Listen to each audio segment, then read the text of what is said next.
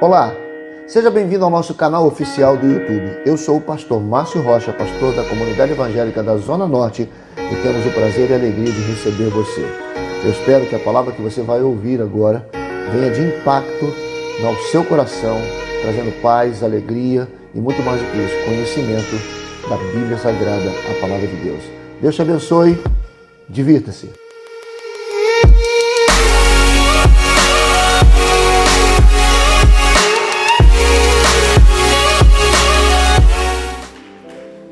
Abra sua Bíblia, por gentileza.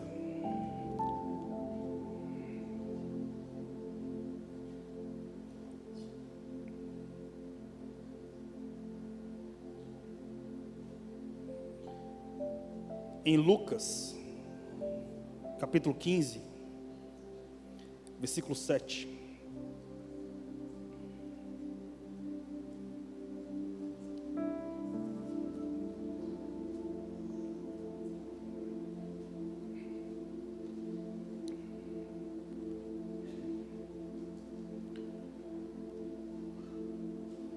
Apenas um versículo, eu quero resumir aquilo que sinto confiadamente no Espírito e ministrar para vocês hoje. Lucas 15, 7 diz assim: Eu vos afirmo que da mesma maneira haverá mais alegria no céu por um pecador que se arrepende, do que por 99 justos que não necessitam de arrependimento. Jesus disse: Eu vos afirmo que da mesma maneira haverá maior alegria no céu por um pecador que se arrepende, do que por 99 justos que não necessitam de arrependimento. É um versículo mais profundo para mim, que é caracterizado por um cara chamado Lucas. Eu sou professor, cara, eu leciono história medieval. Tive a oportunidade de lecionar antropologia e filosofia contemporânea. E rodando a nação e a América Latina, nessa última década, Jesus me deu a oportunidade de ter contato com os seres humanos mais frustrados da sua jornada, com os mendigos da eternidade, em muitos momentos, em relação às suas mazelas existenciais e às suas possibilidades de cometerem suicídios emocionais. E a partir de um microcontato de ser humano para ser humano, eu vi Jesus devolvendo dignidade e honra a uma geração extremamente falida na arte de oxigenar o seu eu interior. Foi aí que compreendi que o arquiteto da sala do trono abriu mão dessa glória para se existencializar entre os homens da forma mais simples possível. Jesus, ele provavelmente nasceu ao lado de fezes bovinas por ter nascido em uma manjedoura, mas sempre exalou o mais nobre perfume da sensibilidade humana. Morreu jovem, com apenas 33 anos, e ousou sozinho revolucionar os 3 maiores poderes de seu tempo: poder executivo, poder legislativo, poder judiciário, sem pegar em armas, sem poder de tortura, sem perder a doçura. Jesus foi aquele que encontrou com mulheres extremamente desesperadas em suas vulnerabilidades emocionais, e Jesus chamou Maria Madalena de princesa. O contato com Jesus é tão poderoso que na era medieval se tornou o nome mais clássico nas estrofes dos maiores poetas daquele tempo. Jesus hoje é o nome mais pesquisado na internet. Jesus, sem sombra de dúvidas, é a estrela da manhã que intimida as trevas de forma tão contundente, tão significativa, que nem Piaget, nem Vygotsky, nem Skinner, nem Vallon, nem Jung, nem Lacan, nem Carl Rogers, nem Freud, os caras que devanearam sobre psicologia humana, psicanálise, pedagogia, andragogia, esses caras puderam desenvolver a nível científico remédios tarja pretas para que os homens tivessem uma espécie de anestésico emocional. Mas o contato com Jesus faz de presos, nesse momento dentro de presídios, oxigenarem suas vidas por causa de uma Bíblia aberta. Foi assim, foi pensando dessa forma e tendo essa sensibilidade como discípulo de Jesus, que eu vi Jesus trazendo algo que eu denominei na minha última literatura como graça ensandecida. Difícil de compreender. Eu não conheço ninguém que conhece Deus na totalidade. Eu não conheço Deus na totalidade. O apóstolo Paulo diz que não conhecia Deus na totalidade, por isso que ele via Deus em partes. Ele diz que via Deus como um enigma. Mas ele diz: mas chegará um dia em que o verei como também sou visto. Chegará o dia em que o conhecerei como também sou conhecido. Por isso que ele combateu um bom combate. Nessa última década, então, eu lidei com tantos seres humanos frustrados em sua existencialidade que só foi possível ter acesso ao coração de uma galera dentro de territórios acadêmicos por causa da graça. Foi aí que eu descobri que eu não sou a cabeça do corpo, como eu ouvi a vida toda. Eu não sou cabeça e muito menos cauda. Eu sou Jesus do pescoço para baixo, eu sou o corpo dele. O corpo de Cristo é glorioso porque a cabeça de Cristo é gloriosa. E como o corpo é a continuidade da cabeça, nós somos a continuidade dele na terra. Eu compreendi que isso é possível nós encontrarmos seres humanos, nós literalmente exalarmos o bom perfume dele em todos os desertos da vida, a ponto de nós também presenciarmos lírios nos vales e encontrar um pequeno lírio no vale e chamar esse lírio de jardim, devolvendo ao outro a possibilidade de olhar Jesus da forma mais bela possível. Porque Lucas escreveu: hoje, na cidade de Davi, nasceu o Salvador. E isso impactou a história. Ora, esse versículo de Lucas 15:7, eu vos afirmo que haverá maior alegria no céu por um pecador que se arrepende do que por 99 justos que não necessitam de arrependimento, girou uma chave fenomenológica na minha mente. Porque nós queremos colocar santos nos céus. Jesus fez diferente, Jesus inaugurou o paraíso com ladrão. Mas a possibilidade de exercer dignidade humana através do fenomenológico sangue de Jesus, porque o maior fenômeno da história não foi Neil Armstrong ter pisado na lua, foi Jesus Cristo ter pisado na terra há 2000 anos atrás. Com isso, o sangue de Jesus, quando nos suja, nos faz mais brancos que a neve. Isso é muito doido, porque nós não conseguimos decifrar a graça de Deus, que é escandalosa. Por isso que convido um homem a literalmente morrer, para que a partir de Jesus ele se transforme numa raiz profunda. Então Jesus nos convida primeiro a crescermos para baixo, sempre, nos tornando raízes profundas. E quando nós crescermos 2 degraus, temos a oportunidade de diminuirmos 4 em humildade, sensibilidade e mansidão. Se eu cresço 4 degraus, Jesus sempre me convida a eu diminuir 8. Se eu crescer 8, diminui 16. Para que eu sempre desapareça e ele sempre brilhe. Sempre. Enfim. Eu não sei se você tem compreensão desse tempo histórico que você faz parte. Hoje eu quero ministrar sobre essa porção que Jesus derramou sobre a minha jornada. Eu quero falar sobre essa graça ensandecida, que obviamente não é hipergraça. Na verdade, eu não faço ideia o que é hipergraça. Eu só sei a graça que é bíblica. A palavra hiper é uma palavra que foi configurada por um filósofo francês chamado Gilles Lipovetsky. Ele que fala sobre hipermodernidade, dizendo que o homem contemporâneo é hipercarente, hipernarcisista, hiperconsumista. Então, imagine você, que você faz parte de um período histórico. Estão me compreendendo, irmãos? Você faz parte de um período histórico chamado Quarta Revolução Industrial. Quantos têm consciência disso? Que de 2010 para cá, nós estamos vivendo a Quarta Revolução Industrial. Alguém sabia disso?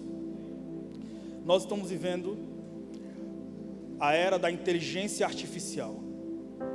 Para você ter uma noção significativa, de Alexandre o Grande até Karl Marx, até a primeira Revolução Industrial, nós não tivemos nenhum tipo de evolução tecnológica significativa, mas nós tivemos grandes características de teorias filosóficas e científicas. Mas a nível de tecnologia nós tivemos pequenos e micros características revolucionárias.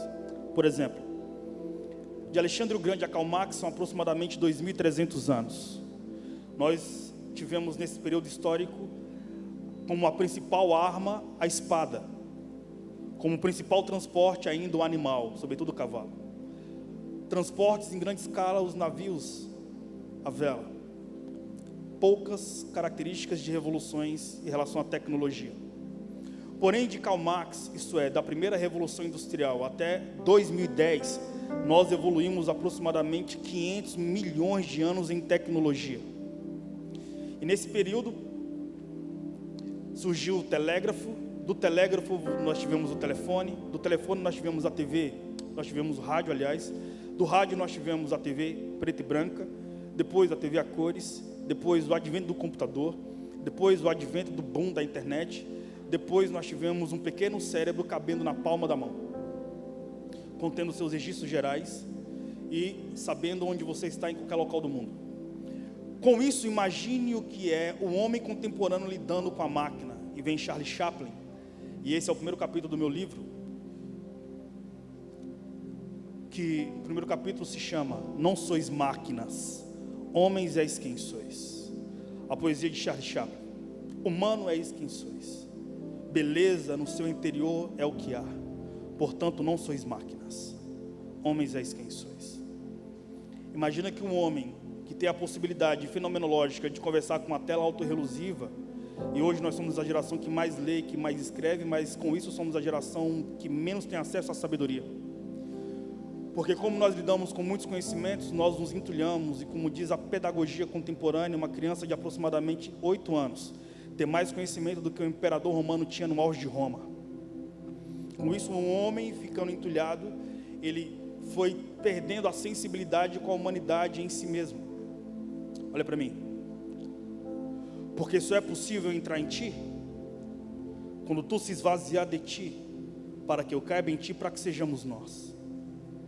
Só é possível tu entrar em mim quando eu me esvaziar de mim, para que tu caiba em mim, para que sejamos nós. Para quando sentarmos à mesa, você não me apresentar o Pai que é teu, porque talvez o Pai que é teu possa me fazer sentir-me órfão na casa do teu Pai. Porque se eu te apresentar o Pai que é meu, muito provavelmente você se sentirá órfão na casa do meu Pai. Que tal então ambos nos esvaziarmos, para quando sentarmos à mesa encontrarmos um Pai que é nosso, sem a possibilidade de exclusão.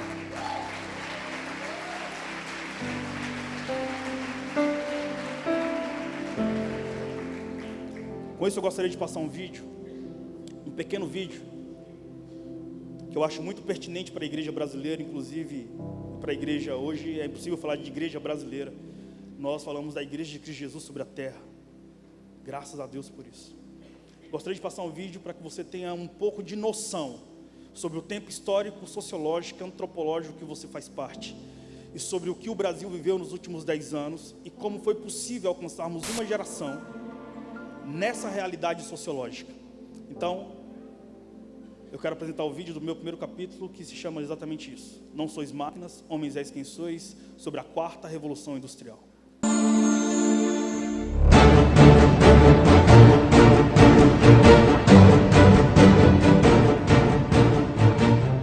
Em 1998, a Kodak tinha 170 mil funcionários e vendeu 85% de todo o papel fotográfico vendido no mundo. No curso de poucos anos, o modelo de negócios dela desapareceu e eles abriram falência. O que aconteceu com a Kodak vai acontecer com um monte de indústria nos próximos 10 anos. Você poderia imaginar em 1998 que 3 anos mais tarde você nunca mais iria registrar fotos em filme de papel? No entanto, as câmeras digitais foram inventadas em 1975. Assim como acontece com todas as tecnologias exponenciais, elas foram decepcionantes durante um longo tempo, até se tornarem imensamente superiores e dominantes em poucos anos. O mesmo acontecerá com a inteligência artificial, saúde, veículos autônomos e elétricos, com a educação, impressão em 3D, agricultura e empregos. O software irá destroçar a maioria das atividades tradicionais nos próximos 5 a 10 anos. O Uber é apenas uma ferramenta de software. Eles não são proprietários de carros e são agora a maior companhia de táxis do mundo. A Airbnb é a maior companhia hoteleira do mundo, embora eles não sejam proprietários. Inteligência artificial. Computadores estão se tornando exponencialmente melhores no entendimento do mundo. Nos Estados Unidos, advogados jovens já não conseguem empregos. Com o Watson da IBM, você pode conseguir aconselhamento legal com 90% de exatidão se comparado com os 70% de exatidão quando feito por humanos. Por isso, se você está estudando direito, pare imediatamente. Haverá 90% menos advogados no futuro. Apenas especialistas permanecerão. O Watson já está ajudando enfermeiras a diagnosticar câncer. 4 vezes mais do que enfermeiras humanas. O Facebook incorpora agora um software de reconhecimento de padrões que pode reconhecer faces melhor que os humanos. Em 2030, os computadores se tornarão mais inteligentes que os humanos. Veículos autônomos. Já em 2018, os primeiros veículos dirigidos automaticamente aparecerão ao público. Ao redor de 2020, a indústria automobilística inteira começará a ser demolida. Nossos filhos jamais necessitarão de uma carteira de habilitação ou serão donos de um carro. Isso mudará as cidades, pois necessitaremos 90-95% menos carros para isso. Poderemos transformar áreas de estacionamento em parques. Cerca de 1.200.000 pessoas morrem a cada ano em acidentes automobilísticos em todo o mundo. Temos agora um acidente a cada 100.000 quilômetros. Mas com veículos autodirigidos, isso cairá para um acidente a cada 10 milhões de quilômetros. Isso salvará mais de 1 milhão de vidas a cada ano. Companhias tradicionais de carros adotam a tática evolucionária e constroem carros melhores, enquanto as companhias tecnológicas, Tesla, Apple, Google, adotarão a tática revolucionária e construirão um computador sobre rodas. Companhias seguradoras terão problemas enormes, porque sem acidentes, o seguro se tornará 100 vezes mais barato. O modelo de negócios de seguros de automóveis deles desaparecerá. Os negócios imobiliários também mudarão. Pelo fato de poderem trabalhar enquanto se deslocam, as pessoas vão se mudar para mais longe para viver em uma vizinhança mais bonita. Carros elétricos se tornarão dominantes até 2020. As cidades serão menos ruidosas, porque todos os carros rodarão eletricamente. A eletricidade se tornará incrivelmente barata e limpa.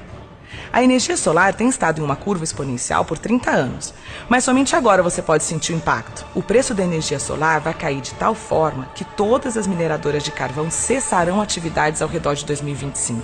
Com eletricidade barata, teremos água abundante e barata. A dessalinização agora consome apenas 2 kWh por metro cúbico. Imagina o que será possível se cada um tiver tanta água limpa quanto desejar, quase sem custo. Saúde. Teremos companhias que irão construir um aparelho médico chamado Tricorder, na série Star Trek, que trabalha com o seu telefone, fazendo o escaneamento da sua retina, testa a sua amostra de sangue e analisa a sua respiração por meio de bafômetro. Ele então analisa 54 biomarcadores que identificarão praticamente qualquer doença. Vai ser barato de tal forma que em poucos anos cada pessoa desse planeta terá acesso à medicina de padrão mundial praticamente de graça. Impressão 3D. O preço da impressora 3D mais barata caiu de $18 mil para $400 em 10 anos. Nesse mesmo intervalo, tornou-se 100 vezes mais rápida. Todas as maiores fábricas de sapatos começaram a imprimir sapatos 3D. A estação espacial tem agora uma impressora 3D que elimina a necessidade de se ter um monte de peças de reposição como era necessário anteriormente. No final deste ano, os novos smartphones terão capacidade de escanear em 3D. Você poderá escanear o seu pé e imprimir sapatos perfeitos em sua casa. Na China, já imprimiram em 3D todo um edifício completo de escritórios de 6 andares. Lá por 2027, 10% de tudo que for produzido será impresso em 3D. Oportunidades de negócios. Se você pensa em um nicho no qual gostaria de entrar, pergunte a si mesmo: será que teremos isso no futuro? E se a resposta for sim, como você poderá fazer isso acontecer mais cedo? Se não funcionar com seu telefone, esqueça a ideia. E qualquer ideia projetada para sucesso no século XX estará fadada a falhar no século XXI. Agricultura. Haverá um robô agricultor de $100 no futuro. Agricultores do terceiro mundo poderão tornar-se gerentes de suas terras em vez de trabalhar nelas todos os dias. Atualmente, cerca de 30% de todas as superfícies agriculturáveis são ocupadas por vacas. Imagine se tais espaços deixarem de ser usados desta forma. Há muitas iniciativas atuais de trazer proteína de insetos para o mercado. Eles fornecem mais proteína que a carne. Deverá ser rotulada de fonte alternativa de proteína, porque muitas pessoas ainda rejeitam ideias de comer insetos. Até 2020 haverá aplicativos que podem saber se você está mentindo pelas suas expressões faciais. Imagine um debate político onde estiverem mostrando quando as pessoas estão dizendo a verdade e quando não estão. O Bitcoin, dinheiro virtual, pode se tornar dominante e poderá até mesmo tornar-se uma moeda reserva padrão. Longevidade. Há 4 anos, a expectativa de vida costumava ser de 79 anos e agora é de 80 anos. Atualmente, a expectativa de vida aumenta uns 3 meses por ano. Por volta de 2036, haverá um aumento de mais de 1 ano por ano, ou seja, todos passarão a viver vidas longas, possivelmente bem mais que 100 anos. Estamos vivendo a 4ª Revolução Industrial. Bem-vindos!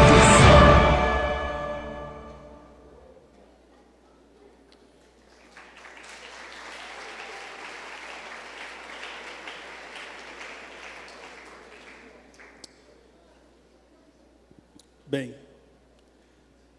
esse é o tempo que compõe a sua historicidade. Você faz parte dessa geração. Esses últimos 10 anos, nessa última década que nós acabamos de vencer, todos nós que estamos nesse auditório, nessa igreja local, nós participamos dessa revolução industrial. Porém, imagina que o avanço tecnológico aproximou pessoas em regiões distantes, facilitou o acesso às informações, expandiu o comércio, modernizou indústrias. No entanto, este cenário de constantes transformações tecnológicas gerou irremediáveis desgastes emocionais no homem contemporâneo, esgotando sua alma, patrocinando síndromes e distúrbios psicológicos. Nós vivemos hoje no apogeu da tecnologia digital, mas na idade da pedra, da empatia humana. Você sabe que em grande escala, muitos de nós somos apáticos, outros são antipáticos, todos nós somos simpáticos. Na psicologia contemporânea, simpatia significa sentimento sem produção, ou a esmola dos sentimentos. As pessoas assaltam com um sorriso no rosto. Pegam, sobretudo aqui no Rio de Janeiro, em relação ao Uber. As pessoas estupram sendo simpáticas. Ou seja, a simpatia, segundo a psicologia contemporânea, é a esmola dos sentimentos. A partir do Evangelho, Jesus nos ensina a sermos empáticos. O que é empatia? É eu sair do meu lugar e ver você, ou melhor, e ver com os olhos que você vê, a partir do seu universo. Empatia é em, dentro. Quando eu tenho a possibilidade de me interiorizar o mínimo possível para tentar entender o seu universo. Porém, todo ser humano é um universo em crise. Nós somos incapazes de entendermos a nós mesmos, sobretudo em um universo de outrem. Ora, a quarta revolução industrial gerou um vazio no homem contemporâneo. E foi assim, cara, que particularmente eu tive contato com uma geração de estudantes universitários. Uma galera que, além de compor essa jornada sociológica, histórica, chamado Era da Inteligência Artificial, foi que eu cheguei a essa conclusão. A mesma frase de Charles Chaplin: ei, não sois máquinas, homens és quem sois. Sentimento em vós é o que há. E a principal característica da quarta revolução industrial é um profundo vazio chamado hiato. É o segundo capítulo do meu livro. É quando eu falo, aqui nesse capítulo, sobre o quanto o envolvimento com a filosofia ateísta humanista em muitas universidades e o quanto o entulho em relação ao envolvimento da quarta revolução industrial. Porque imagine você pode ter muito conteúdo como qualquer outro ser humano tem conteúdo. Quem diria que na última década nós viríamos nascer uma profissão chamada Instagrammer ou YouTuber, que seria mais próspera do que a própria medicina, onde uma pessoa fazendo piada na internet ficaria milionária. Para pensar nisso. Ou isso não te faz pensar?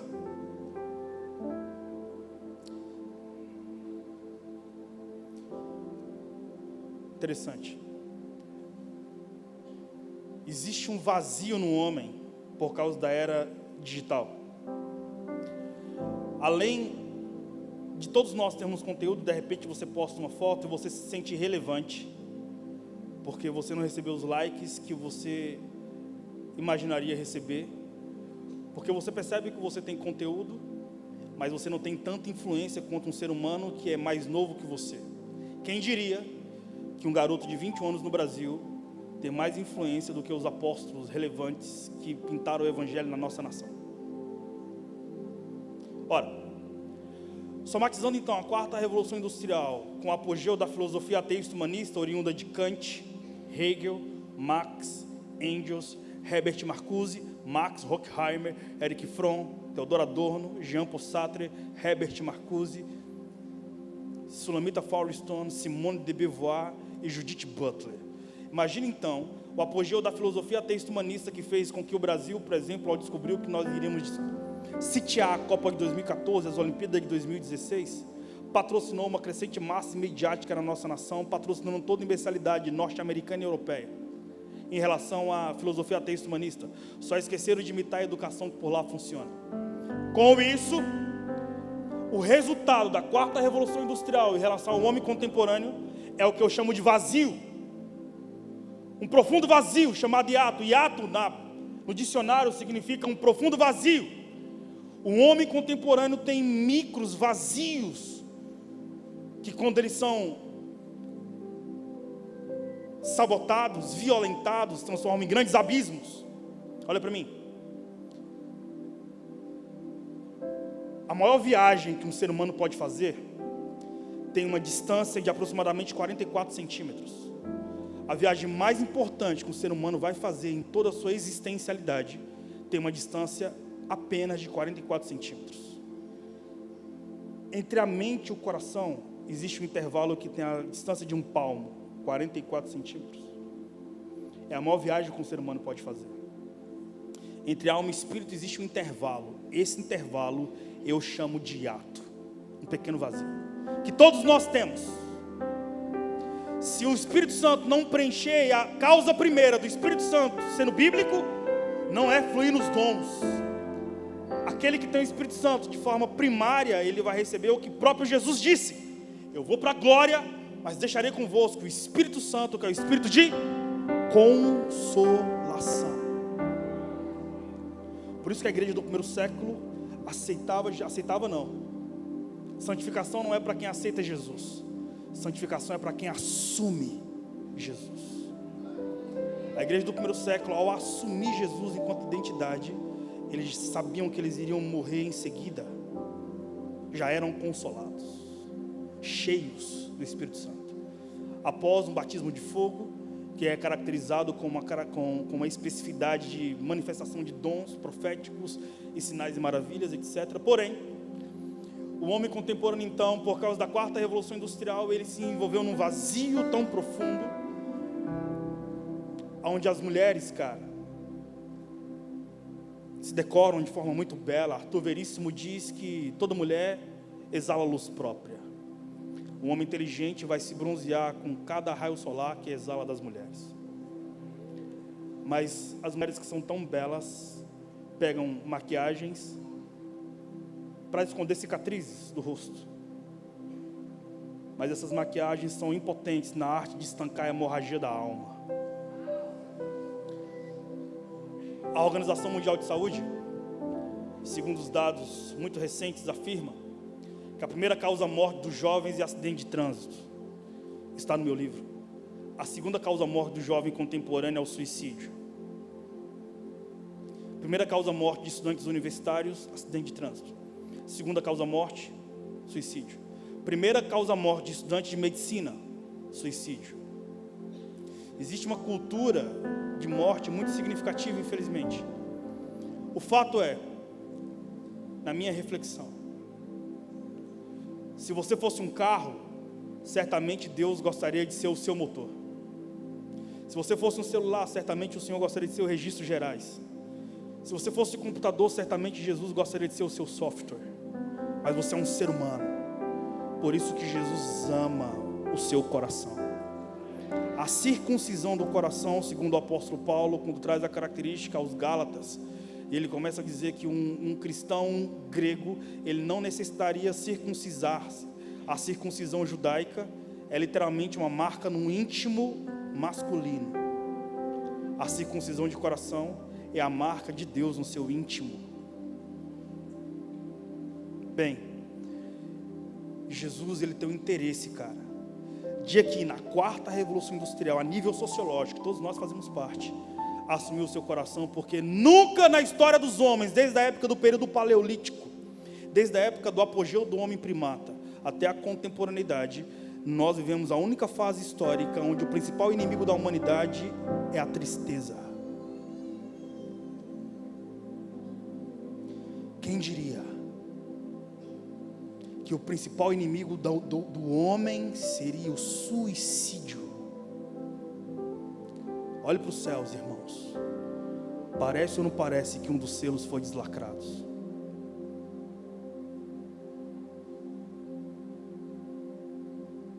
Com isso eu também afirmo: a infantilização do reino de Deus é um desfavor para o reino de Deus. Você não precisa ter 30 anos e colocar uma roupa de jovem, porque existe um avivamento nas praças.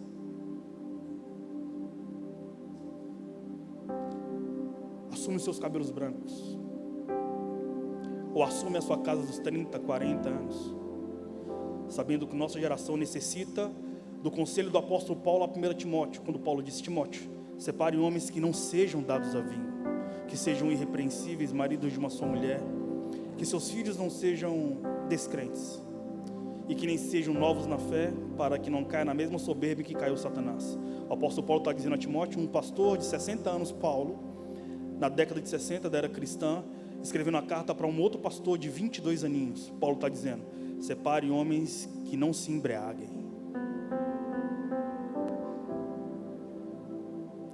A maturidade na contemporaneidade pode ser o principal inimigo da tristeza. Por isso que nós não podemos terceirizar a arte de solucionar conflitos.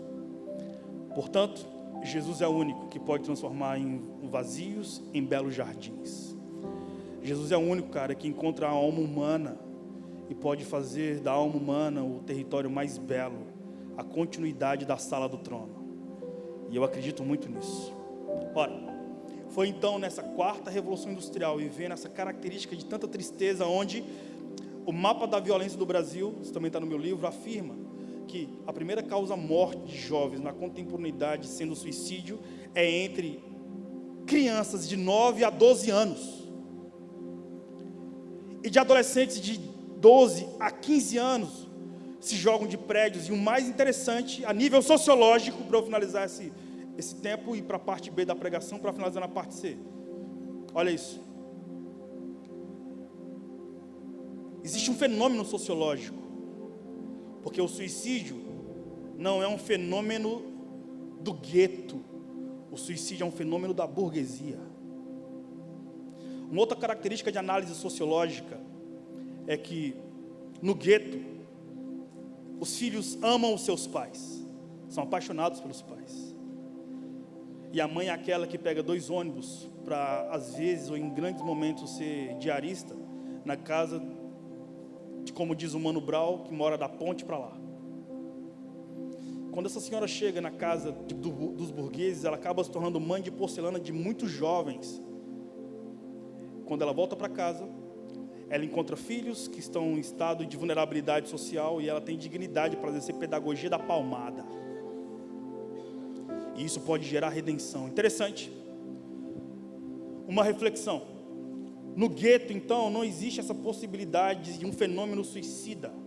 Mas na burguesia, em grande escala, os filhos do gueto amam os pais. Os filhos da burguesia não.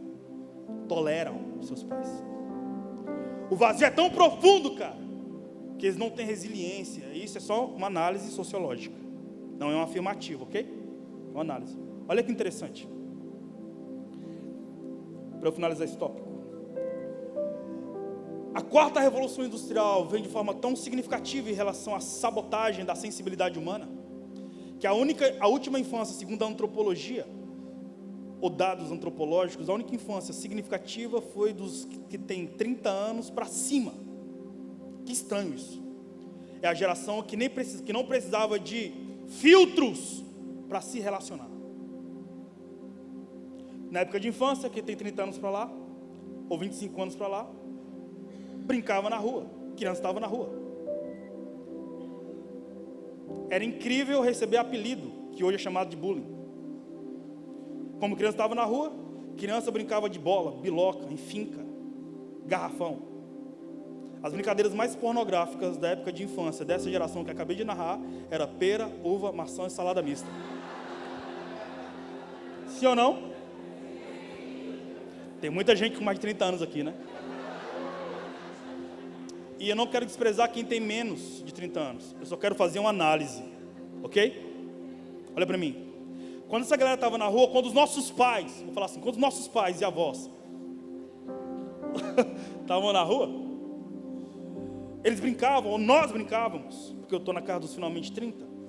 E aí quando A gente chutava o chão, tentando chutar a bola, abrir aquele machucado no pé. Olha no corpo de quem tem essa idade que narrei, você vai ver muita cicatriz, que na minha época era chamada de pereba. Chutava o chão, e a resiliência já vinha na hora. Começava a chorar, e a galera falava o quê?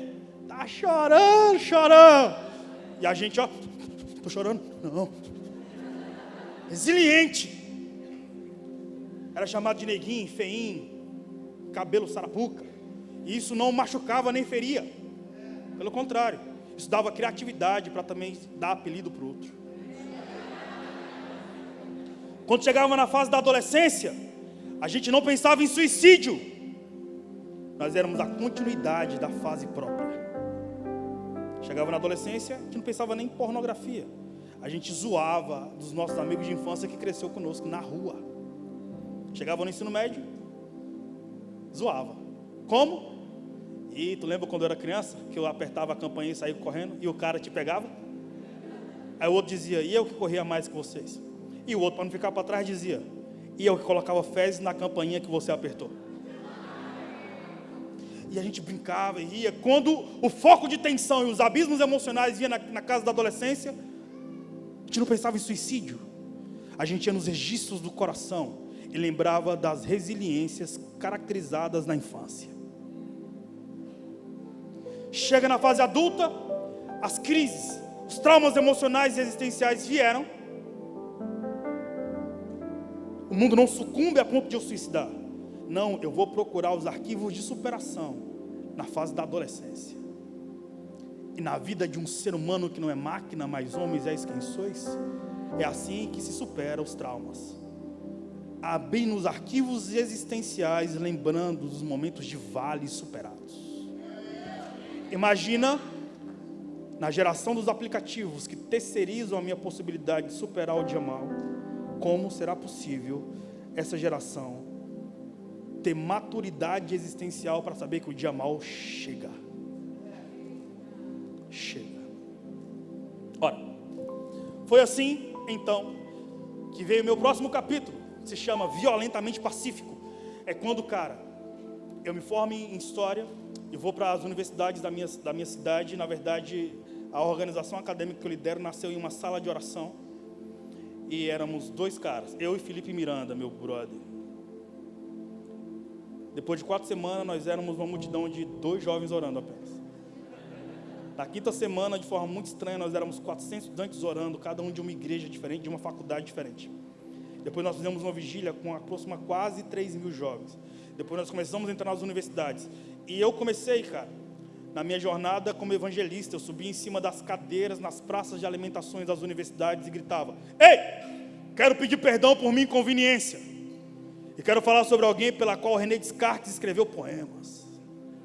Quero falar sobre alguém pela qual Isaac Newton escreveu cálculos matemáticos para comprovar a beleza do criacionismo. Quero falar sobre alguém pela qual um homem relevante de Cambridge escreveu sobre Jesus na personificação de um leão imponente chamado Aslan. Quero falar sobre aquele que dividiu a história, de Jesus Cristo. E aí, mano, eu via 800 estudantes universitários aplaudindo, levantando da cadeira. Eu aproveitava que a galera aplaudia, a galera aplaudiu. Então, galera, vamos começar os núcleos chamados Fire Universitário aqui no Parque da Universidade. Vamos colar lá. Eu todo negão da quebrada, né, mano? Sem medo de nada, recém-formado em História. E comecei uma cultura. Eu preguei em todas as faculdades da minha cidade. Saiu do Fire de Brasília, comecei para Goiânia, Anápolis, fui para o Brasil, depois fui para a América Latina. Me tornei violentamente pacífico na 4ª Revolução Industrial a nível sociológico e histórico, na geração mais depressiva da história. Jesus me deu a graça de alcançar 80.000 estudantes universitários. Fiz um mochilão, fiz um mochilão. Imagina, eu quis conhecer todo o território do Império Inca. Fui para Córdoba, na Argentina, Paysandú, no Uruguai, Santa Cruz de la Serra, na Bolívia, Potosí, Yuni, Cochabamba, Sucre, Cusco. Mano, foram 2.700 estudantes de medicina no primeiro mochilão, que foram alcançados. O mais interessante, cara, é que eu muito ousado, né, todo evangelístico, cara, eu só pensava em em arquivos arqueológicos do Império Inca e encontrar estudante universitário muito bonito e muito sofrido, porque era América Latina. Imagina que a galera não consegue passar na Universidade de Medicina no Brasil e vai cursar medicina fora do Brasil. Fácil demais ganhar essa galera. Sim ou não? Dor conecta dor, brother. Para quem passou a vida toda bebendo lágrima, um copo de água não é possível tirar onda. Pelo contrário. Paralelo a isso, só contando um pouco da minha história. Minha mãe foi mendiga até os 9 anos de idade. Meu pai foi de uma facção criminosa e foi assassinado no meu aniversário de 3 anos. Minha mãe ficou sem possibilidade de criar 3 filhos. Começou a traficar drogas, se tornou traficante internacional de drogas e infelizmente foi presa em 1991. Minha mãe saiu da cadeia em 2014. Eu passei a vida toda com minha mãe presa. Ela foi presa em 91, saiu em 2014. Minha mãe se converte dentro do presídio porque uma senhora faleceu e ressuscitou no dia do velório. Pregou para minha mãe dentro do presídio. Minha mãe ganhou mais de 280 mães de santo para Jesus, cara. Eu cresci ouvindo mais sobre Jesus no colo de uma mulher presa do que ouvindo os maiores pregadores dessa nação. Então, quando eu estava na América Latina, minha mãe estava presa. De 2010 a 2014, quando o FAI surgiu, os primeiros 4 anos de ministério, com minha mãe presa. Então, mano, tudo que eu tinha era resiliência de muito vale, bebi muita lágrima. Então, eu tinha muita resiliência para apresentar para uma geração. Tu está sofrendo? Eu também estou, cara. Ver a Copa do Mundo no Brasil, minha mãe presa. Então imagina, o que eu tinha a perder? Nada. Mano, meu primeiro mochilão, 2.700 estudantes de medicina. Segundo mochilão, eu batizei uma porcentagem desses estudantes nas águas. Terceiro mochilão, eu ordenei um cara pastor. Quarto mochilão, estou em Machu Picchu, chapado em Machu Picchu, aquela arqueologia dos Incas, e convicto que eu iria fazer mestrado na Universidade de Cusco sobre os primatas da América. Quando eu saio do sítio arqueológico de Cusco, vou para a estação de trem que conecta Cusco com a cidade inca de Machu Picchu. Eu recebo uma ligação da minha irmã no dia 12 de dezembro de 2014. E minha irmã fala para mim: Gil, minha mãe acabou de sair da cadeia. Eu disse para minha irmã: então iniciou um processo de devolução de honra à minha mãe. Aí veio uma outra jornada. E aí o Senhor me presenteou a nação. Saindo desse território inca, eu comecei a pregar no Brasil. Fui ordenado a pastor sem querer. Imagina, eram muitos estudantes universitários que eu havia alcançado, pregando, traumatizado com a igreja, traumatizado com o pastor, traumatizado com o sistema, traumatizado. Só queria pregar o evangelho. E aí, como eu encontrei muitos estudantes universitários que viveram o êxodo eclesiástico, olha para mim, êxodo eclesiástico. Êxodo significa saída. Eclesiástico, igreja. Eu comecei a fazer mestrado na Universidade de Brasília e comecei a analisar a nível sociológico em relação às guerras culturais no departamento de sociologia da Universidade de Brasília sobre o êxodo eclesiástico. Comecei a analisar o porquê que dentro das universidades que eu chegava, sobretudo nas universidades federais, porquê que eu encontrei tanto jovem evangélico secularizado. Êxodo significa saída. Eclesiástico, igreja. Eu comecei a analisar a saída da igreja na última década. Pasmem, eu tive contato com muitas lideranças ateístas humanistas, Marcha das Vadias. Eu estava explicando para os irmãos antes do culto, em uma reunião que fui convidado para estar. Em 2011, uma estudante foi violentada dentro do campus da Universidade de Toronto, no Canadá. Uma estudante foi violentada e pediu socorro para o segurança da universidade. O segurança olhou para a roupa da garota e disse: mas com essa roupa você é uma vadia. As acadêmicas de humanas observaram esse discurso e disseram: se ela é uma vadia, todos nós somos vadias. Surge o apogeu da Marcha das Vadias em 2011. Esse movimento chega no Brasil em 2015, onde temos um apogeu nas universidades federais, e o Rio de Janeiro foi a unha encravada da Marcha das Vadias. Interessante, cara. 68. Estão comigo, irmãos? 1968.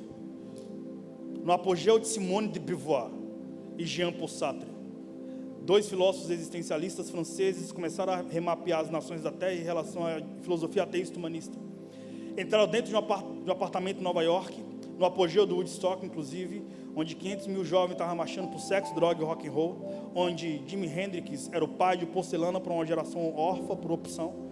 onde Janis Joplin era uma mãe de porcelana para uma geração órfã, por opção. 28 mulheres entraram dentro de um apartamento em Nova York, tiraram seus sutiãs e colocaram em panela de pressão, jogando em lata de lixo. A nível ideológico e filosófico, jogando fora o seu comportamento feminino e o trabalho doméstico. 2 anos se passaram.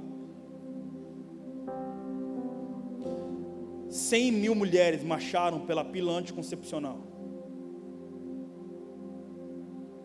para ter o mesmo comportamento hedonista sexual masculino ou feminino, sem a possibilidade de engravidar. Foi uma conquista feminina.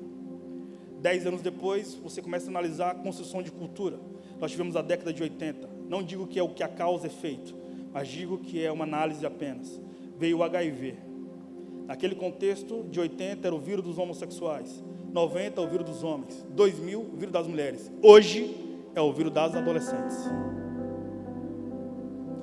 Onde o mapa da violência no Brasil afirma que entre São Paulo e Rio de Janeiro são 2,5 milhões de jovens que têm HIV e não sabem.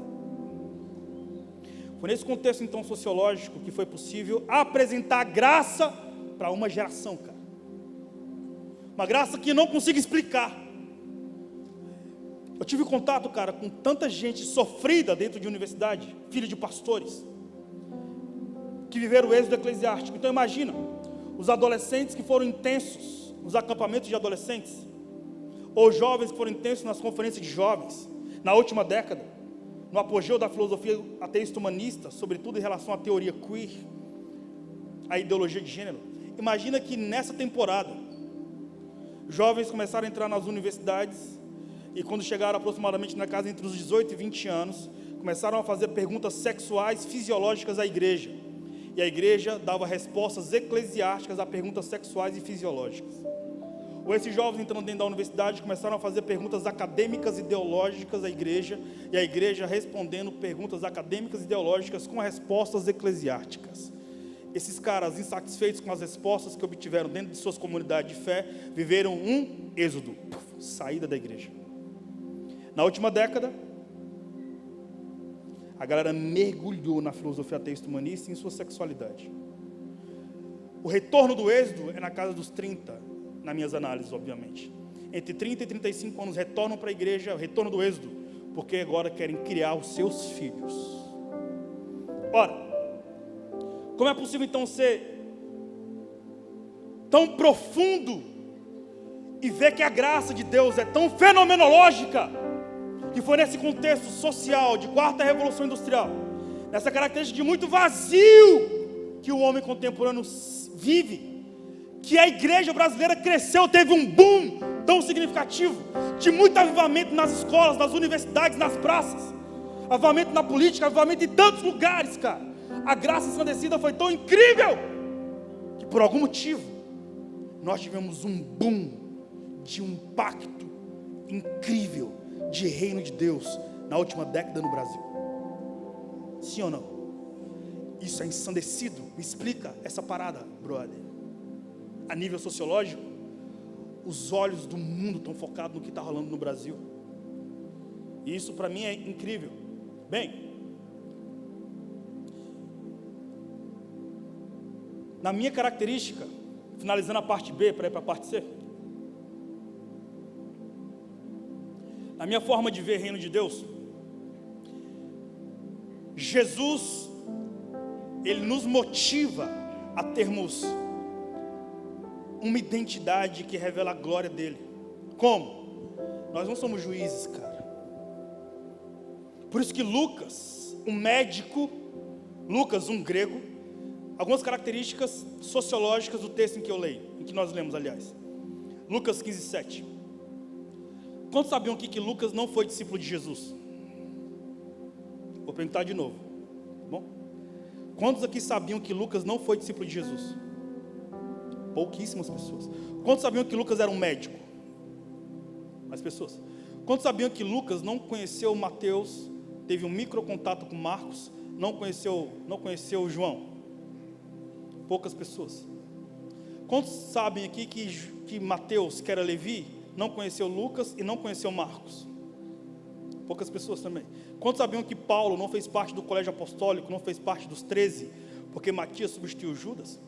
Ele não teve na ceia pascal, mas é o único apóstolo que escreve com riqueza de detalhes sobre a Santa Ceia como se estivesse nela, a ponto de dizer: porque eu recebi do Senhor o que também te entreguei, que o mesmo Jesus, na noite que foi traído, tomou o pão, tendo dado graças, partiu e disse: esse é o meu corpo que é dado por vós, fazei isso todas as vezes que comeis em memória de mim. Semelhantemente, após ter tomado o pão, tomou o cálice, dizendo. Então, o cara que escreve com riqueza de detalhes não esteve na ceia pascal. Logo, o Novo Testamento se trata de autores que nunca se viram, não se conheceram, viveram em geografias sociológicas completamente diferentes. Para você ter uma noção, o primeiro evangelho a ser escrito foi escrito em 70 da era cristã, quando Jerusalém foi destruída, escrita por Marcos. É a carta mais jornalística da história, porque narra o contexto de dia a dia. As primeiras cartas que foram escritas no Novo Testamento foi aproximadamente na década de 50, 20 anos antes do primeiro evangelho a ser escrito, que foi as cartas de Paulo. Logo, o Novo Testamento é a carta mais acadêmica da história, indiscutivelmente, mas poucos têm coragem de falar isso. O mais interessante, fenomenológico também, e talvez você vai lembrar de mim pela palavra fenomenológico. Está rolando até bullying na internet sobre isso. Mas imagine, mas é porque realmente não tem outra palavra. Imagine que Lucas grego escreve um artigo científico. Quantos sabem que o Evangelho de Lucas é um artigo científico? Um brother. É mesmo, Gil? Você sabia que Lucas escreve o Evangelho de Lucas e o livro de Atos para um acadêmico da cidade de Alexandria chamado Teófilo? Teófilo provavelmente foi o reitor da universidade em que Lucas se formou em medicina. Provavelmente. Você pode me provar isso, Gil? É legal ou não? É legal provar ou sim ou não? Então, Lucas capítulo 1, abri rapidão. Lucas 1:1, é o próprio Lucas que diz isso, não eu. Ele fala que a literatura dele é um coletivo de relatos ordenados, ó excelentíssimo Teófilo. Então é um grego escrevendo para outro grego sobre o reino de Deus. Olha que demais, cara. E eu quero finalizar para ir para a última parte do meu sermão. Então a graça de Deus é tão louca que é Lucas, um grego, que fala sobre a humanidade de Jesus da forma mais sensível e espiritual possível. Lucas 1, versículo 1 diz assim: tendo em vista que muitos já se empenharam em elaborar uma narrativa histórica sobre os eventos que se cumpriram entre nós, conforme nos transmitiram os que desde os princípios foram testemunhos oculares dos fatos e servos dedicados à palavra, eu, Lucas, pessoalmente investiguei tudo em minúcias a partir da origem e decidi escrever-te um relato ordenado, ó excelentíssimo Teófilo. Não é cabuloso, conhece essa palavra cabulosa aqui? É pecado essa palavra aqui? Então ninguém conhece essa palavra? Então pensa em um texto fenomenológico. Incrível. Ou seja, o que Lucas faz? Ele faz uma espécie de relato ordenado. O que Lucas faz? Um artigo científico. Ele pesquisa. Ele ouve pessoas. Ele escreve relatos.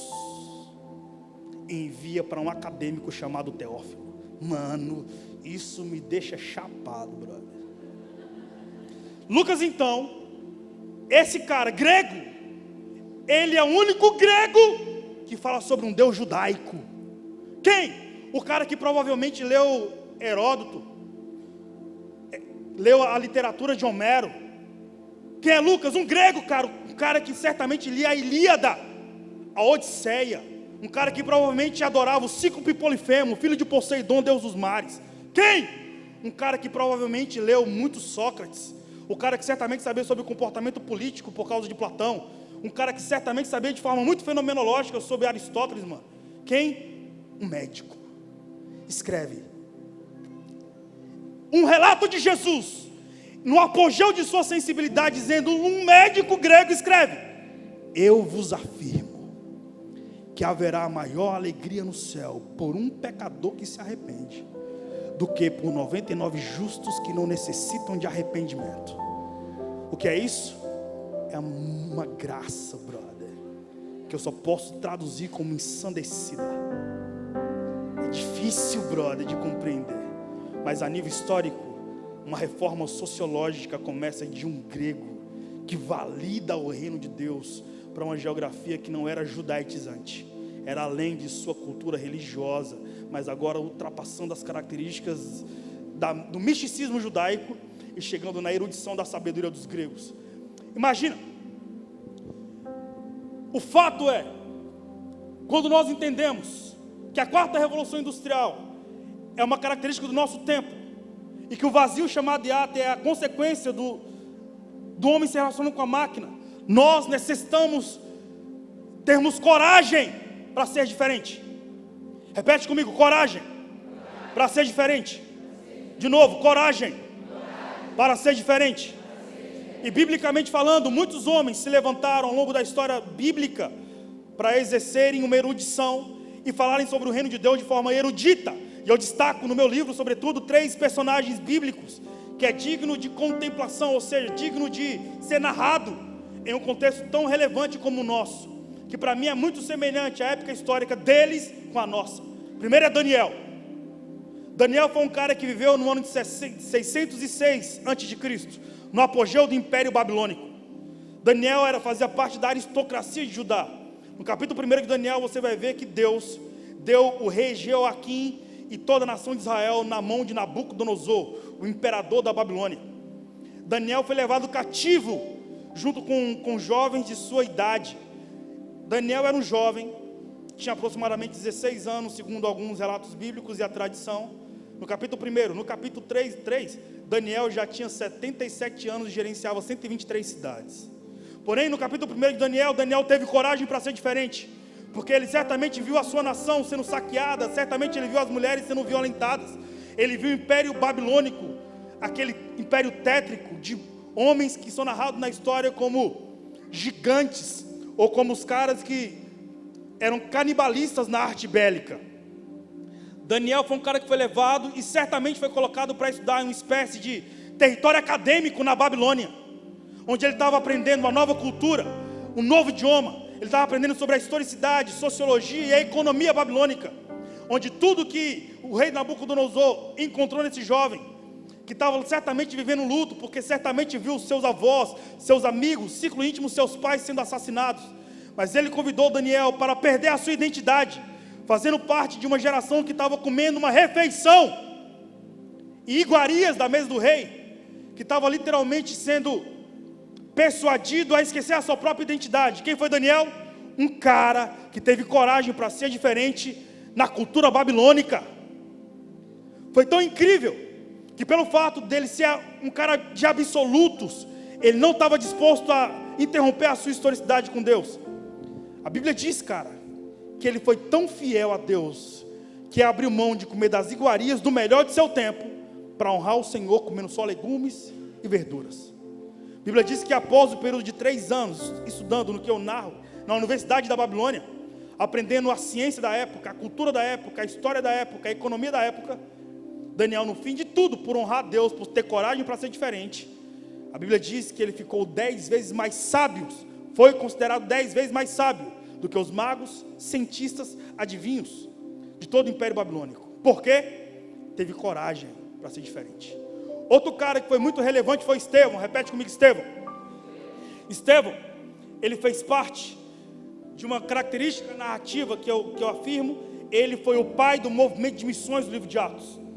Estevão foi um cara tão incrível em sua característica enquanto ministro, que ele fazia parte dos 70 discípulos de Jesus. Lembrando que Flávio Joséfo, o historiador dos Hebreus, sugere que Jesus tinha uma multidão de aproximadamente 30 mil discípulos. Dos 30 mil existia 70 que gerenciavam a multidão. Dos 70 havia 12 que eram próximos de Jesus. E Estevão fazia parte dos 70 discípulos de Jesus. Estevão foi um cara que teve um ministério incrível. Ele foi convidado para solucionar tretas de senhoras do movimento helenista. Lembra o capítulo 6 do livro de Atos? Que senhoras não estavam sendo assistencializadas na distribuição diária dos alimentos. Os 12 não sabiam traduzir aquela cultura das senhoras helenistas e das senhoras que estavam tretando entre si, porque as senhoras helenistas estavam brigando com as senhoras que falavam hebraico e aramaico, porque não estavam sendo assistencializadas na distribuição diária dos alimentos. Lembra disso? Uau! Eu lembro. E a Bíblia diz o seguinte, que os 12, vendo que existia uma treta que não era cultural judaica, mas era grega, porque o movimento helenista, para quem não sabe, é a carruagem da continuidade da filosofia e da cultura grega, que teve como princípio Alexandre o Grande. Alexandre o Grande é a carruagem do movimento helenista. E Atos 6 diz que as senhoras do movimento helenista estavam tretando com as senhoras que falavam hebraico e aramaico. Os 12, então, reunidos em si, disseram o seguinte: vamos separar 7 homens, 7 jovens, cheios do Espírito Santo, de sabedoria, porque para lidar com senhoras do movimento grego tem que ser sábio. Sim ou não? É bíblico. E que sejam cheios do Espírito Santo. Estevão se destacou porque ele cuidou do que a igreja não tinha habilidades para apacentar. Quem foi Estevão? O primeiro homem do coletivo dos discípulos de Jesus, que provavelmente fez parte dos 120 homens lá de Atos 2, que recebeu o Espírito Santo, que pregou para gregos. A Bíblia diz que porque Estevão cuidou dessas senhoras, muitos da Cilícia, da Ásia e de Alexandria se convertiam. Quem é Estevão? Pai do movimento de missões do livro de Atos. Mano, Estevão foi um cara que teve coragem para ser diferente de forma tão incrível que ele vai preso. Atos 6, versículo 15, afirma que o rosto de Estevão no sinédrio era um rosto de um cara que era semelhante ao rosto de um anjo. Quem é Estevão? O cara que começou o ministério do diaconato. Diácono no original significa mordomo, porque ele serviu às mesas. Estevão sozinho foi maior do que os 12 juntos. Que exagero, Gil. Foi. Ele teve um ministério de um dia só. Só tem um sermão narrado na Bíblia que deixou todo mundo rangendo os dentes e com vontade de estourar os tímpanos. Estevão foi um cara tão incrível que ele me ensina a ter um chamado, porque o cara teve coragem para ser diferente. Quantos aqui tem um chamado? Estevão me ensina o seguinte, cara: fase 1 de um chamado: ser esquecido. Antes de Estevão cuidar de senhoras, publicamente ele cuidava de senhoras sendo esquecido. Primeira fase de um chamado relevante: seja esquecido e faça, mano. Antes de ser pastor, já sou. Antes de ser ministro, já sou. Cara, eu preciso ser um ministro de uma plateia de um homem só. Esse é Estevão. Estevão, mano, depois de ser esquecido, vem a fase 2, reconhecido. Fase 3 do ministério de Estevão: caluniado. Fase 4 e final do ministério de Estevão: apedrejado. Estevão me ensina como ser sóbrio no meu chamado. Pai do movimento de missões. Foi um cara incrível, teve um sermão só na Bíblia. A Bíblia diz que Atos 7, 54, ele passa na verdade 53 versículos, sendo um intelectual sobre a historicidade de Israel, devolvendo honra à geração passada e apontando a glória para Jesus. A Bíblia diz que os caras ficaram tão ensandecidos, rangendo os dentes contra Estevão, que arrastaram para fora da cidade e o apedrejou. Estevão me ensina como ser apedrejado no ministério. Estevão ajoelhou e focou no céu. Quando as pedras estavam vindo, ele tirou os olhos das pedras, significa acusação. Estevão focou só em Jesus. E a Bíblia diz, porque ele focou em Jesus enquanto estava sendo apedrejado, ele viu os céus abertos. E a Bíblia diz que ele viu Jesus em pé à direita de Deus. Quem é Estevão? O pai de um movimento missionário que abriu um céu para a próxima geração. A Bíblia também diz, Atos 7, 58, que o arrastaram para fora da cidade. E ao apedrejarem, pegaram a capa dele, a roupa dele, e jogou aos pés do jovem Saulo de Tarso. Quando você vai para o Antigo Testamento, você percebe que Elias foi o maior dos profetas maiores. E capa significa transferência de unção. A capa de Elias foi passada para Eliseu. E Eliseu, mano, fez coisas tão incríveis que os restos mortais de Eliseu. Tá certo, Eliseu? É porque minha mente está quase bugada aqui. O resto mortal de Eliseu, no cemitério em que ele foi sepultado, ressuscitou os cadáveres, mano. O que é capa? Transferência de unção. O primeiro missionário a pregar para gregos não foi Paulo, foi Estevão. A capa de Estevão foi jogada aos pés de Saulo de Tarso. Quem é o apóstolo Paulo? A continuidade do ministério de Estevão. Quem é Estevão? Pai do movimento de missões. Era para Estevão ter escrito a carta aos Coríntios. Era para Estevão ter escrito a carta aos Efésios. Mas ele morre. Então a continuidade da sua porção conclui a sua tarefa. Isso não é demais não, irmão? Estevão, e o último é Paulo. Paulo é um cosmopolita. Paulo é da cidade de Tarso. Sabe o que é Tarso? Tarso era uma das maiores cidades do mundo antigo que rivalizava contra Atenas, segundo a história. Saulo era de Tarso. Se era de Tarso, Tarso foi uma das 188 cidades que Alexandre conquistou em sua jornada territorial. Significa dizer que Alexandre o Grande deixou pigmentações da cultura grega em Tarso. A filosofia de Sócrates, de Aristóteles, a ciência política de Platão, que fala sobre comportamento sociopolítico, as características jurídicas sobre Aristóteles, as características dos teoremas de Pitágoras. Quem é Saulo? Um erudito só porque era de Tarso. Saulo era da genealogia do único rei da tribo dos benjaminitas, que foi Saul, por isso o nome Saulo, uma homenagem ao rei de sua tribo. Quem é Saulo? Fariseu dos fariseus. Quanto à lei? Sou fariseu dos fariseus, perseguidor. Interessante, ele estudou aos pés de Gamaliel. Saulo então foi um erudito por sua geografia, foi erudito por ser fariseu dos fariseus. Saulo sabia quem era Deus. Ele era doutor em Deus, provavelmente, por ser fariseu dos fariseus. Mas o cara que sabe quem é Deus só tem contato com Jesus depois que cai do cavalo e fica 3 dias na escuridão. Sabe quem é Deus a partir da sua religião? Então, mano, você só terá a revelação de quem é Jesus depois que você cair do teu cavalo, do seu conforto, e ter um contato significativo com a raiz de Davi, brother. Depois que Saulo cai do cavalo, e ele vê o mundo como o mundo de fato era, escuro, é que ele vê a luz brilhar, brother. Quando a luz brilha, começa. Ele muda a cultura dele.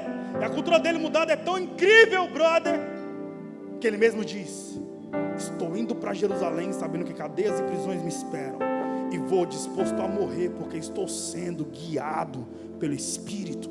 Paulo foi um cara tão incrível em sua ministração do Evangelho, que o cara teve tanta coragem para ser diferente, que ele mesmo escreve: para mim viver é Cristo e morrer é lucro. Esse cara é tão incrível, mano, teve tanta coragem para ser diferente, que ele ousa dizer que o Evangelho que ele ministrava, ele recebeu por revelação. Ou seja, esses 3 personagens que narrei viveram características sociológicas e históricas muito semelhantes à nossa. E os caras foram a carruagem do reino de Deus. Com isso eu concluo. Jesus nos chama, nesse tempo, para nós traduzirmos a graça de Deus para um homem que não consegue compreender a atmosfera da sala do trono. Como? Apresentando esse fenômeno. Eu vos afirmo que haverá maior alegria no céu por um que se arrepende, do que por 99 justos que não necessitam de arrependimento. É um fenômeno chamado graça. Né? Poderoso? Logo de Atos 1 a Atos 15, você vai ver o Senhor Deus se movendo com poder e maravilhas. Porém, de Atos 15 a Atos 28, você verá o Senhor Deus se movendo com mudança de cultura. Para toda mudança de cultura, o Senhor Deus nos dará uma arquitetura. Por isso que Deus encontrou um latifundiário, um cara do campo que trabalhava com reforma agrária, e dá para esse cara uma arquitetura. Olha para Noé e diz: Noé, pega uma arquitetura. Noé, sem saber sobre engenharia, constrói uma arca. E porque ele respeitou a arquitetura do céu sobre o tempo dele, ele modelou a cultura. Jesus nos chama para sermos modeladores de cultura nesse tempo. E desenvolvemos o reino de Deus, cara, nos ambientes mais escuros da terra. No meu caso é a Grécia. Eu amo a Grécia contemporânea, brother. Eu amo as universidades. Ato 19, para eu finalizar sobre Paulo e acabar o meu sermão, para a gente chapar no Espírito. Ato 19 afirma que Paulo, após ganhar a Ásia Menor, ele chega em Éfeso. Ato 19 é incrível, porque historicamente falando, lê Flávio Joséfos, lê Melancton, lê Beza, lê Martin Bucer, leia, cara, Tácito, leia Plínio Jovem, leia sobre a história, ou melhor, sobre os historiadores que narram as características dos textos que nós lemos na Bíblia, sobretudo no Novo Testamento. Quando Paulo chega em Éfeso, Áquila e Priscila eram aqueles que começaram a igreja em sua própria casa na cidade de Éfeso. Paulo tinha aproximadamente 1,5 metro de altura, cabeça inchada, manca e míope, tipo um cangaceiro do Nordeste. E ele começou a pregar o evangelho para a geografia onde homens tinham 1,90 m de altura, olhos azuis e características arianas. Existia uma das 7 maravilhas do mundo antigo, que era o templo da deusa Diana em Éfeso, ou Artemis. Quando Paulo chega naquela cidade, está rolando uma festa folclórica naquela cidade, que era tipo o culto à deusa Diana. Gregos peregrinavam de todo mundo para ver a deusa da promiscuidade e da fertilidade, ou aquela que patrocinava um contexto de modelagem de corpo em sua historicidade grega. No lado sul da cidade tinha 200 mil pessoas fazendo esse culto folclórico místico para a deusa Diana. Do lado sul da cidade chega Paulo com Áquila e Priscila, encontra 12 gregos orando. Paulo, sem ter a cultura visual e antropológica dos gregos, olha para os gregos e diz: paz, irmãos, shalom. E os 12 gregos belos olham para Paulo e dizem: oxi, irmão. Então, como é que você sabe que nós somos cristãos? Paulo diz: porque o mesmo Espírito que há em vós é o mesmo Espírito que há em mim, porque ambos somos filhos do Deus Altíssimo. Aí Paulo diz: recebestes o batismo com o Espírito Santo? Os caras nem sabiam sobre o que era batismo com o Espírito Santo. Os caras dizem: eu recebi o batismo de João, de arrependimento. Ou seja, só se arrepende de quem tem o Espírito Santo, brother.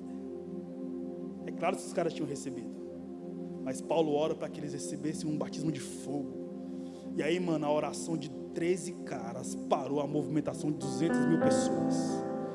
200 mil pessoas começaram a observar a oração de Paulo, que devia ser muito irada. A história diz que o sacerdote do templo de Diana sai, peita Paulo, fica endemoniado. Paulo expulsa o demônio, o sacerdote fica em pé e diz: o único Deus verdadeiro é que está na vida desse cara. Em uma só pregação ou oração, eu não faço ideia o que era, Paulo ganhou em um só momento 200 mil pessoas para Jesus. E é muito louco. Você consegue traduzir isso? Não consigo. Atos 14, você vai ver Paulo chegando em Listra. Em Listra, Paulo e Barnabé é confundido com Zeus. Os sacerdotes do templo de Zeus oferecem tributos e sacrifícios a Paulo. Paulo rasga as vestes como um ex-fariseu. Interessante, né? Como a cultura da anticultura, como a meta-história evidencia a história. Paulo, cristão agora, não fariseu, quando vê os caras oferecendo sacrifício a eles lá em Atos 14, Paulo rasga as vestes. Eu não sou Hermes, que é o espírito de Zeus, segundo a mitologia grega, e Barnabé não é Zeus. Nós somos filhos do Deus Altíssimo, arrependidos de Jesus Cristo. Ou seja, quando Paulo inicia a sua jornada, a partir do avivamento em Antioquia, mano, ele começa a modelar a cultura dos gregos. E uma outra análise muito relevante e pertinente: sabia que Paulo não viveu o avivamento de Atos 2? Não, Gil? Quantos aqui sabiam disso? Poucas pessoas, vou perguntar novamente. Quantos aqui sabiam que Paulo não viveu o avivamento de Atos 2? Por que, Gil? Porque ele só se converte em Atos 9. Faz muito sentido, né, irmão? Paulo viveu qual avivamento? O avivamento em Antioquia. Abra a Bíblia aí, Atos 13, capítulo 1. Você vai ver o texto que diz: na igreja de Antioquia existia Manaém. Deixa eu abrir.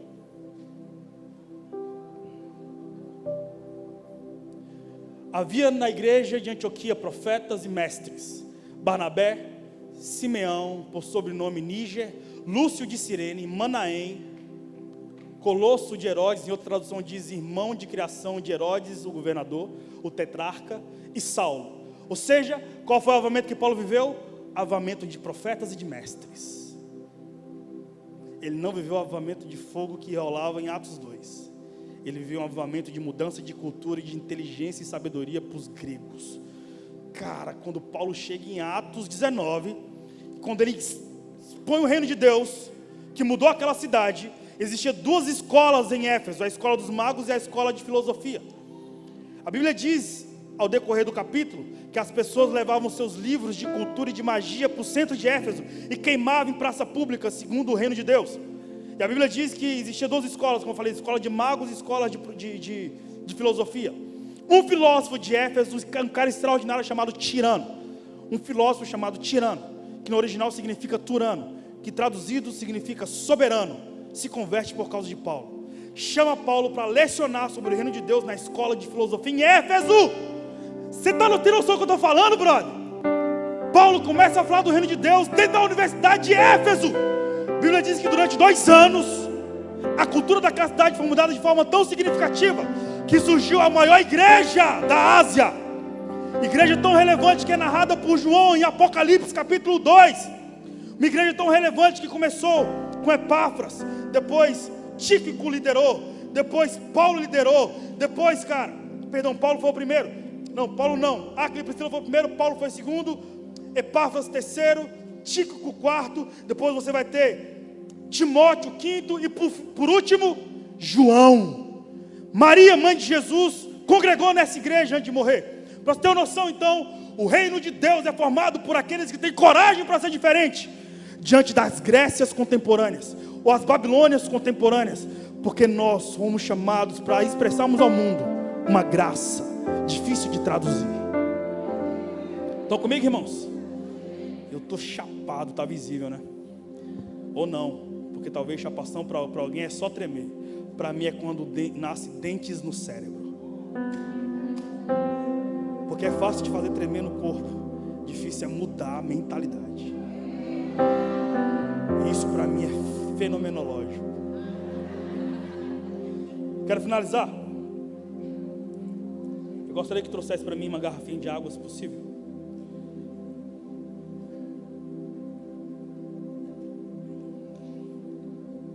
Existe um código de etiqueta espiritual, irmãos. O código de etiqueta nos ensina que nós devemos colocar água na metade de uma taça. Sim ou não? Por quê? Porque eu posso transitar elegantemente num local, né?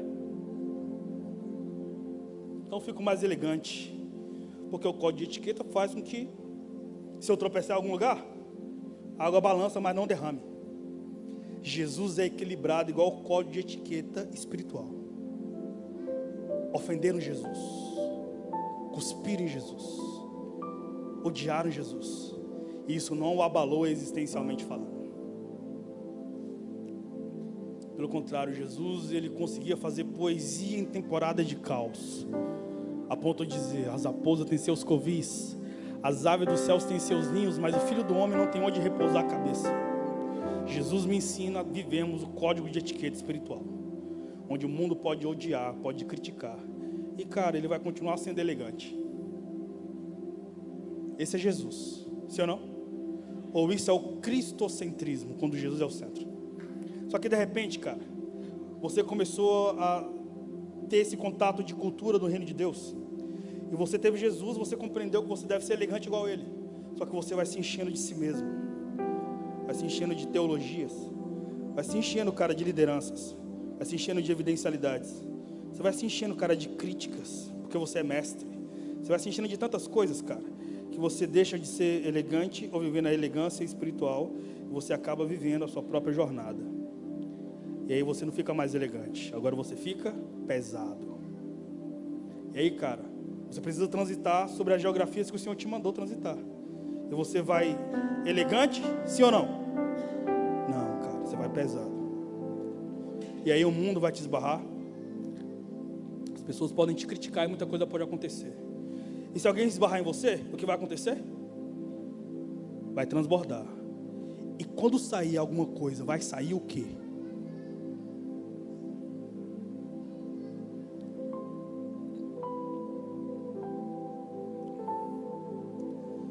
A graça de Deus não é sobre a punição humana, é sobre algo que a gente não compreende, Eu louvo a Deus, porque eu necessito ter contato com Jesus, porque contato só com os discípulos dele fez Judas suicidar.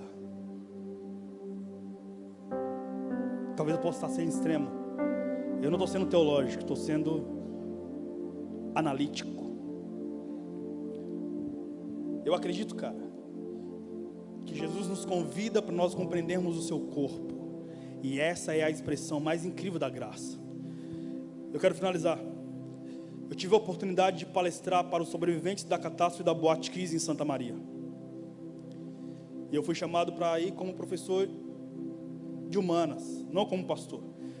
Provavelmente você percebeu que eu não tenho cara de pastor. Não falo tremendo, manto, leito, vaso, terra. Não me visto como pastor. Não gosto de ser chamado de pastor, talvez pelas tantas cicatrizes que carrego, ou porque dentro das universidades não é legal ser chamado de pastor. Prefiro ser chamado de Gil. E hoje eu sou pastor de uma igreja que eu mesmo fundei, chamado 70 vezes 7, lá em Brasília, junto com os meus pastores.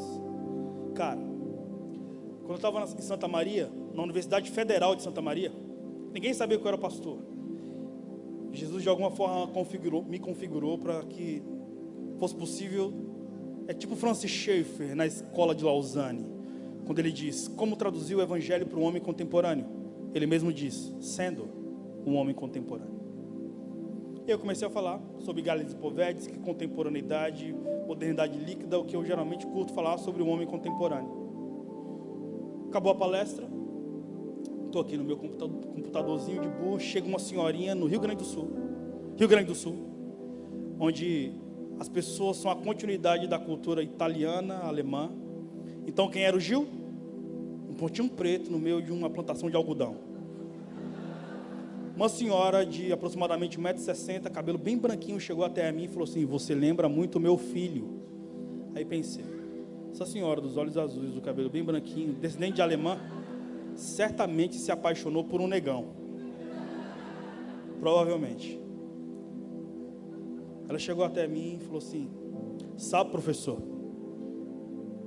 nossa cidade está em luta há alguns anos, porque em janeiro de 2013, 3 turmas de odontologia estavam se formando dentro da Universidade de Santa Maria.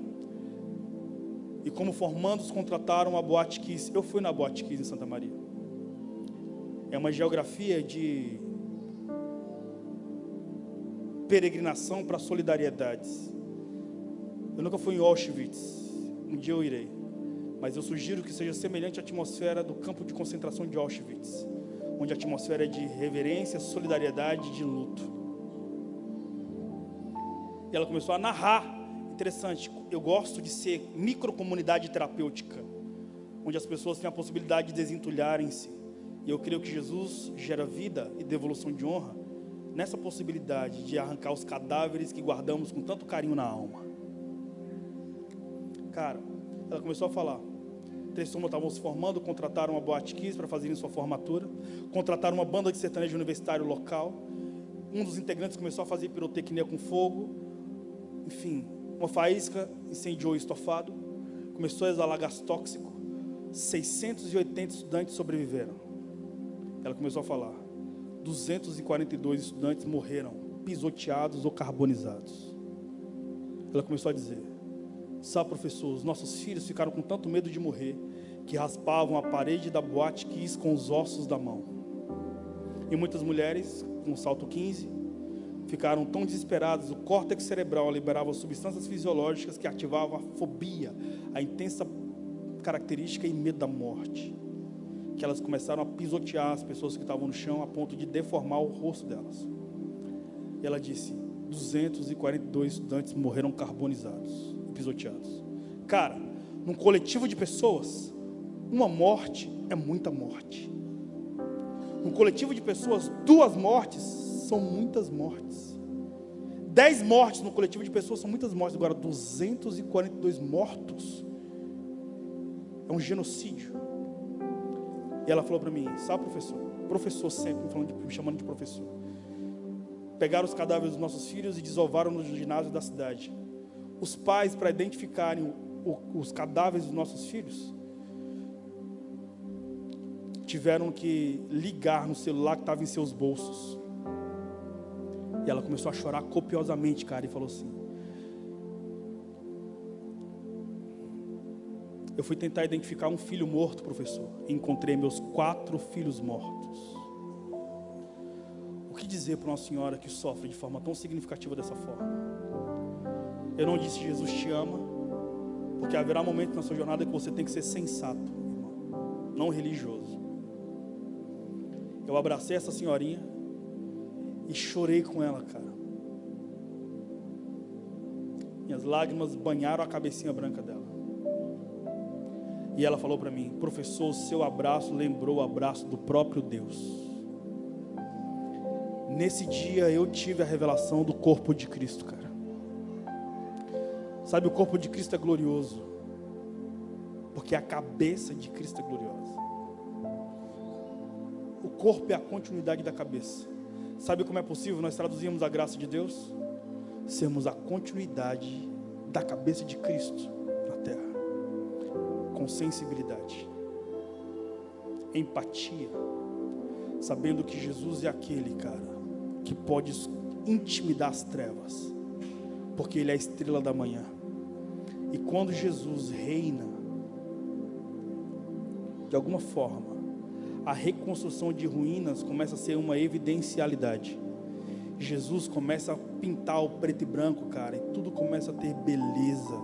Jesus, ele pode sim reformar o interior do homem. E eu creio nessa graça ensandecida em territórios acadêmicos. Eu quero finalizar mostrando um vídeo para você, o último vídeo, aí sim. E eu estou muito empolgado pelos próximos passos, mas sempre sabendo, cara, que evangelho sempre será uma carta de alforria aos desesperados da alma, porque eu vos afirmo que haverá maior alegria no céu por um pecador que se arrepende, porque por 99 justos que não necessitam de arrependimento. A Bíblia diz que o céu só faz festa quando o pecador se arrepende. Por incrível que pareça, os céus não faz festa quando você tinha um fusquinha, estava orando para que Deus te dê uma Land Rover. Seu coração não tiver mudado, você estava indo para o inferno de fusquinha, mas agora está indo para o inferno de Land Rover. Bênção não é quando eu sou o destino dela.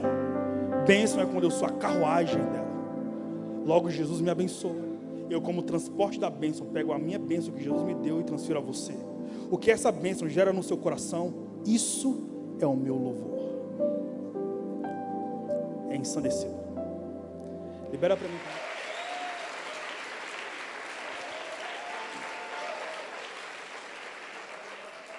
Eu realmente creio nisso. Eu creio em um tempo histórico que se chama hoje, que é muito semelhante a tudo que narramos e falamos em relação a Daniel, em relação a Estevão, em relação ao apóstolo Paulo, aqui na 4ª Revolução Industrial. Jesus nos convida para sermos a tradução da sala do trono a partir da graça dele. Abaixe sua cabeça e feche os seus olhos em nome de Jesus.